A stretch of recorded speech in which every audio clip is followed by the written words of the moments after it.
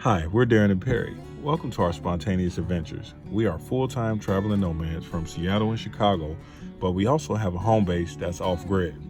Join us as we travel around the country, hanging with family, friends, and loved ones, and touring small towns and tourist sites. Grace and peace to you.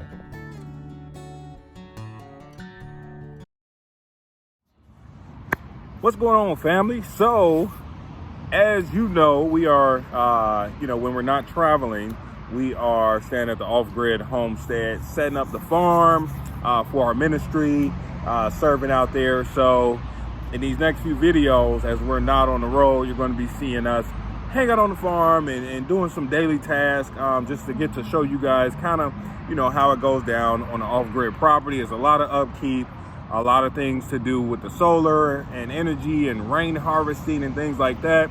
And we got some big special surprises coming up as far as some other assets or resources that we're going to be getting on the land. So that's what this video is all about. So stay tuned, check it out, and we will see you guys later. Much love.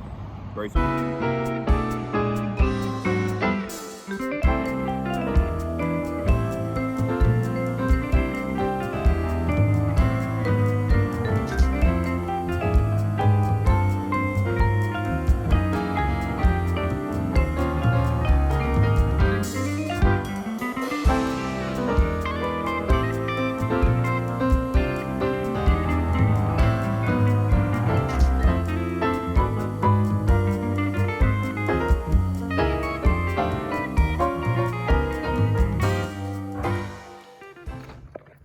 Hello everybody. So me and Darren decided to come on here and do an update since we've been back in Tennessee for about 4 or 5 weeks now, and it has been chaos just being back in the winter, snowing, staying warm in the RV, and trying to do some admin stuff and some other tasks here on the land, keeping everything from freezing. Right now, Darren, good job, is moving the fruit trees over. It's like a farmer's walk. Farmer's walk with the stuff. So she's moving the trees over there to the sunspot so we can care for them. And we are going to be picking up an auger here soon to get those dug into the ground, and then we'll go pick up 4 more. So that's been kind of what we've been doing. We just got the shipping container over there inventoried and kind of organized. Things had kind of got messy as we were ordering stuff, for off-grid and for the land and things like that. So we just went in there and got that together. Got the charging tent over there with our deep freezer inside of there. We're building it out so we can have it be also a relaxing area or even a secondary shower area for people. So just working on that. We are getting set up to get our quail and chicken here soon. So time to, clean out the chicken coop, get those leaves up over here, and on the inside, take all of that hay out and probably run a blower through there or a rake to get some mud doppers and things up in there and get that cleaned up so we can get our chicken ready. So yeah, man. So as you can see, over here is one of our compost bins, and our plan is we got 2 over there. We have an ash compost bin and a food compost bin, and we're going to run it all the way down the back, maybe even an L shape with compost bins, so we know we are getting prepared for our soil. All right, so back to business. So anyway, here's our quail cage over here that we're going to be starting out with. Probably about 5 to 10 quail. As we've spoke about before, this thing can fit up to 100 quail, and quail lay 2 eggs a day. So those are going to be our main primary sources. But other than that, man, we just out here working. Darren, I believe, she went over there to put some water. She's going to water the fruit trees, got some water from the well. But other than that, man, we are just working. The weather is getting better, even though it's been some freezing ice and freezing rain coming down. We have been able to get our phase 2 plans down and, mentor a lot, help a lot, serve a lot, and things like that. So we are going to be working. We got some trash to throw out over here, loading the truck up. We hooked up 200 more watts of solar up there, and then we have another 200 watts of solar in a shipping container for our phase 2 plan to get some solar down at the cabin. So just working, man. We've been out here working and just being thankful. Here's our rain catcher that we're going to be also working on, as you can see over there. 2 more rain catchers. One is going to come off the RV, and then we got to get one that comes off of the shipping container. So looking forward to that, man. Just grinding. We are blessed to be here. We got another road trip coming up here in at the end of the month to meet Mimi, Gigi, and Tiana. So we're going to be hanging out in Nashville for about a week. And then when we come back, we have to set up for a trip to California. And then that's only going to be a week. We're going to help out. Trip to California. Darren may be rolling out there and seeing some friends and helping out and stuff like that with some family business we got. But then after that, we'll be heading probably back to Florida in our minivan over there. Our van life camper van hashtag, going down to see Max again. So we got a lot of things planned, but a lot of work to do here on the land. But other than that, we are good to go. Say hi, Darren. Hi, Darren. So she's watering the plant. So we got a whole to-do list of things to do. But looking forward to it, man. All praises to the Father, and we will check you guys out. Got a video when we were out touring some of Tennessee small towns, so that'll be coming out soon as well. But other than that, we are blessed out here. Beautiful day out here on the land. Got the hammock set up. We'll be able to sit in those one day when spring comes. But hey, all praises to the Father, man. Talk to you guys later.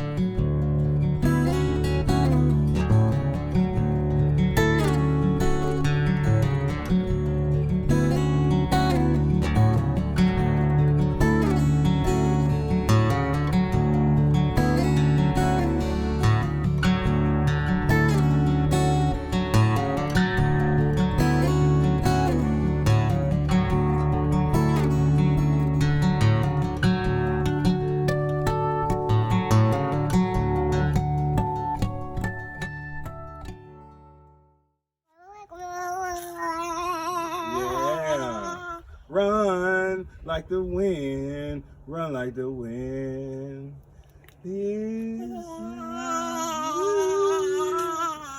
Yeah. Yay! All right. Oops. Update. Okay. We did 18 buckets today.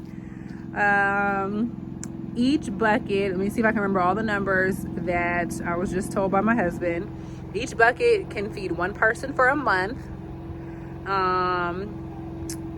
And so it's like basically the cost breakdown is like you can feed with everything how we buying in bulk. You can feed, it takes what, $200 to feed a person for a year. Yeah. Okay, and then online these buckets go for like $50, $60, $70, $80, $100 sometimes now as the prices change with the difficulties getting supplies. And but you know, this bucket basically we probably put together for like what's about $17 maybe per bucket for the bucket and the food and the Mylar bag, I guess. So yeah, that's kind of the cost savings we get with it, and it's just a blessing we have all this. So keep sending donations.